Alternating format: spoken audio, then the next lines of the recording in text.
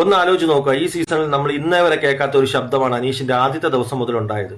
അദ്ദേഹത്തിന് പറയുന്ന ഓരോ വാക്കുകളും അദ്ദേഹത്തിന്റെ ഓരോ ഡയലോഗുകളും സൂപ്പർ ഹിറ്റ് ആയിക്കൊണ്ട് സോഷ്യൽ മീഡിയയിൽ തരംഗം സൃഷ്ടിച്ചുകൊണ്ട് സെലിബ്രിറ്റികൾ വരെ സെലിബ്രേറ്റ് ചെയ്യപ്പെട്ടുകൊണ്ടിരിക്കുകയാണ്. അതായത് ഒരു കോമണറിനെ വലിയ വലിയ സിനിമാ താരങ്ങൾ പോലും സെലിബ്രേറ്റ് ചെയ്യപ്പെട്ടുകൊണ്ടിരിക്കുന്ന ഒരു അവസ്ഥയിലോട്ട് നമ്മൾ എത്തിക്കൊണ്ടിരിക്കുകയാണ്. ഇദ്ദേഹത്തിന്റെ റിപ്പീറ്റഡ് വേർഡാണ് ഏറ്റവും കൂടുതൽ നെഗറ്റീവ് എന്ന് പറയുന്നത്. പക്ഷെ ജനങ്ങൾ ഏറ്റവും കൂടുതൽ ഏറ്റെടുക്കുന്നതും സെലിബ്രേറ്റ് ചെയ്യപ്പെടുന്നതും ഇദ്ദേഹത്തിന്റെ റിപ്പീറ്റഡ് വാക്കുകളാണ്. അതായത് ബിഗ് ബോസ് ഇന്നേ വരെ കാണാത്ത ആൾക്കാരുടെ ഇടയിൽ പോലും അനീഷിന്റെ ഡയലോഗുകൾ സൂപ്പർ ഹിറ്റായി ഒരു ട്രെൻഡിങ് ആയിട്ട്. അത് നീ പറഞ്ഞതുകൊണ്ട്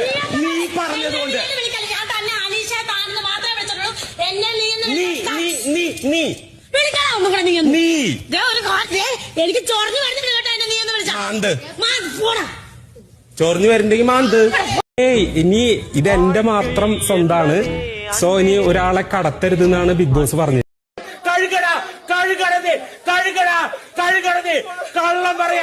കള്ളം പറയാണ് ജീവിതത്തിൽ സത്യസന്ധരാവ് പഠിക്കണം. കഴുകണതേ അത് കഴുകണ.